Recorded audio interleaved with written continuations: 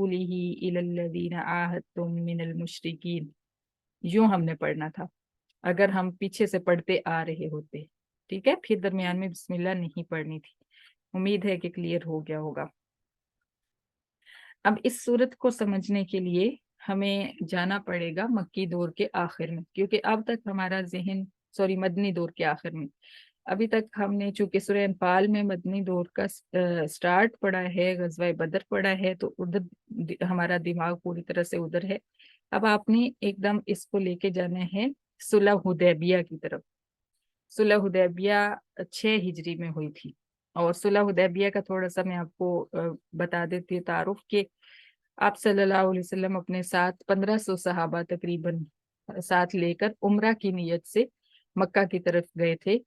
ہجرت کرنے کے 6 سال کے بعد. 6واں سال تھا ہجرت کا. تو آپ صلی اللہ علیہ وسلم نے ارادہ کیا، آپ نے چونکہ خواب میں دیکھا تھا کہ میں جو ہے عمرہ کر رہا ہوں، طواف کر رہا ہوں، اس ٹائپ کا کوئی خواب دیکھا، تو اس لیے آپ صلی اللہ علیہ وسلم نے یہ اللہ تعالیٰ کی طرف سے اشارہ سمجھ کے، کیونکہ نبی کا خواب سچا ہوتا ہے، اللہ تعالیٰ کی طرف سے اس کو اشارہ اور وہی سمجھ کے آپ نے صحابہ کو تیار فرمایا، اور سارے صحابہ 1500 صحابہ آپ کے ساتھ عمرہ کی نیت سے احرام وغیرہ باندھ کے تو چلے گئے مکہ کی طرف روانہ ہو گئے. راستے میں آپ جب مکہ والوں کو پتہ چلا کہ مسلمان عمرہ کرنے کے لیے آ رہے ہیں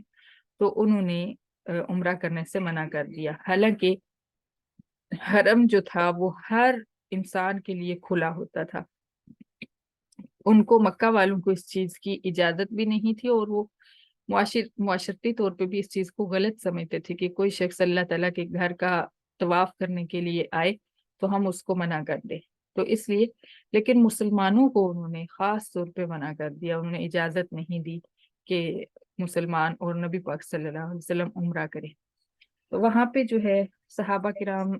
کی طرف سے حضرت عثمان غنی گئے اجازت لینے کے لیے مکہ کی طرف. وہ ساری ڈیٹیل ہم انشاءاللہ سیرت کی کلاس میں پڑھیں گے،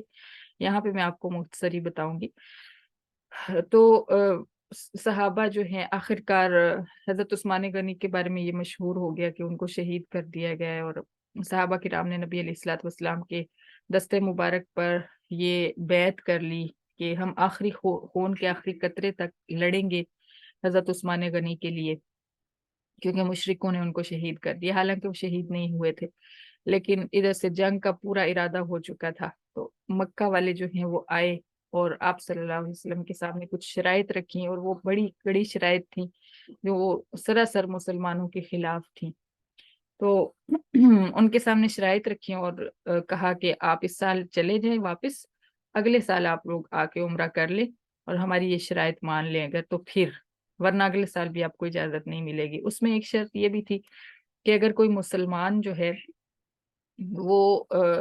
مرتد ہو کے کافروں کی طرف چلا جائے گا تو کافر اس کو واپس نہیں لوٹائیں گے، اور اگر کوئی کافر مسلمان ہو کے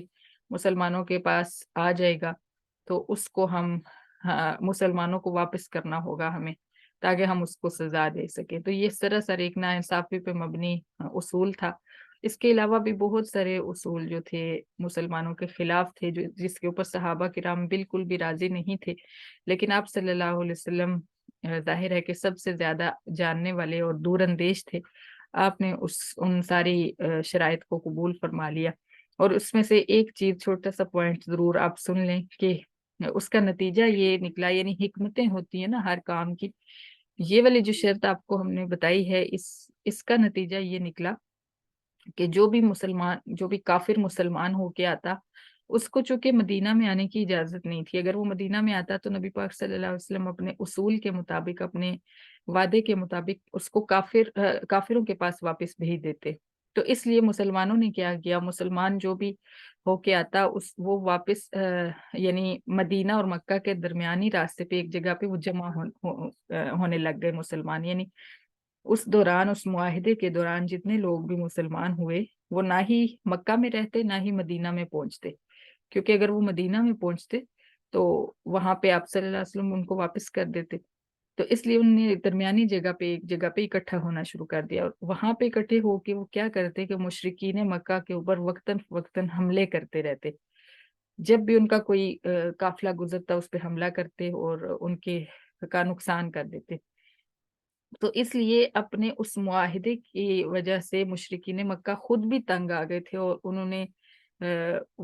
مطلب سمجھ گئے تھے کہ ہم نے یہ معاہدے میں جو شرط رکھی تھی کہ مسلمان اگر کوئی جائے گا تو اس کو واپس کرنا پڑے گا، وہ ہم نے غلط رکھی تھی۔ اور اس طرح آپ صلی اللہ علیہ وسلم نے جو ان شرائط کو قبول فرما لیا، اس کی بھی بہت ساری حکمتیں جو ہیں آہستہ آہستہ مسلمانوں کو سمجھ آئیں۔ لیکن اس وقت مسلمان جو تھے وہ اس پہ رضامند نہیں تھے، لیکن آخر کار آپ صلی اللہ علیہ وسلم نے اپنا سر منڈوایا اپنا احرام مبارک کھولنے کے لیے، تو آپ کو دیکھ کے صحابہ کرام نے بھی سر منڈوایا، اور پھر چونکہ عمرہ نہیں کر سکے تھے تو اس لیے دم کے طور پہ جانور ذبح کیے، قربانی کی، اور اس طرح صلح حدیبیہ جو ہے پیش آئی۔ صلح حدیبیہ میں جو شرط رکھی گئی تھی 10 سال جنگ نہ کرنے کا وعدہ کیا گیا تھا، اس میں جو مین شرط، جو مین وعدہ تھا، جو مین جو ہے عہد تھا، وہ یہ تھا کہ 10 سال تک نہ ہی مسلمان کافروں پہ حملہ کریں گے اور نہ ہی کافر مسلمانوں پہ حملہ کریں گے۔ تو یہ شرط رکھی گئی، اور اس شرط میں کیا ہوا، کچھ چھوٹے قبیلے جو تھے وہ بھی تھے ساتھ میں۔ تو ایسے ہوتا ہے جب دو بڑی طاقتیں کرتی ہیں معاہدہ، تو چھوٹی طاقتیں جو ہوتی ہیں ان بڑی طاقتوں کے ساتھ کچھ ایک طرف ہو جاتے ہیں، کچھ دوسری طرف، یعنی دو بلاکس بن جاتے ہیں، تو کچھ ایک بلاک میں شامل ہو جاتے ہیں، کچھ دوسرے بلاک میں شامل ہو جاتے ہیں۔ تو ان میں دو قبیلے تھے، بنو بکر اور بنو خزاعہ، مشرکین میں، مکہ میں۔ تو جو بنو بکر تھے انہوں نے وہ شامل ہو گئے مشرکین مکہ کے بلاک میں، اور جو بنو خزاعہ تھے وہ مسلمانوں کے ساتھ شامل ہو گئے، یعنی ان کے ساتھی بن گئے کہ اگر مسلمانوں پہ حملہ ہوگا تو بنو خزاعہ جو ہیں وہ بھی مسلمانوں کی طرف سے لڑیں گے، اور اگر کافروں پر حملہ ہوگا تو بنو بکر جو ہیں وہ کافروں کی طرف سے لڑیں گے۔ اس طرح سے یہ معاہدہ ہوا۔ اب کچھ ایک سال یہ بھی گزرا تھا، ایک سال سے کچھ زیادہ مہینے گزرے تھے کہ بنو بکر جو کہ کافروں کے ساتھی تھے، انہوں نے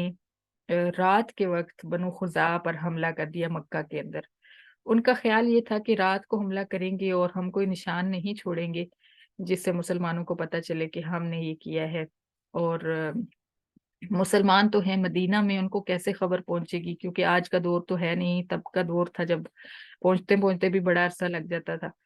تو انہوں نے یہ سوچا کہ خبر کیسے پہنچے گی، خبر نہیں پہنچے گی، ہم انکار کر دیں گے کہ ہم نے حملہ نہیں کیا، کیونکہ ہم نے تو معاہدہ کیا ہوا ہے کہ 10 سال تک حملہ نہیں کرنا۔ اب کافروں نے مسلمانوں پہ حملہ نہیں کیا تھا، بلکہ کافروں کے جو حلیف تھے انہوں نے مسلمانوں کے حلیف پہ حملہ کیا تھا، یعنی مسلمانوں کے ساتھیوں پہ حملہ کیا تھا۔ لیکن بنو خزاعہ جو ہیں انہوں نے سارے نشانات وغیرہ اور سارے شواہد اکٹھے کر کے وہ آپ صلی اللہ علیہ وسلم کے پاس بھیجے، اور عرض کی کہ یہ دیکھیے، یہ سارے نشانیاں ہیں، یہ ساری شواہد ہیں، ان سے پتہ چلتا ہے کہ بنو بکر نے ہم پہ حملہ کیا، اور ساتھ میں قریش بھی شامل ہو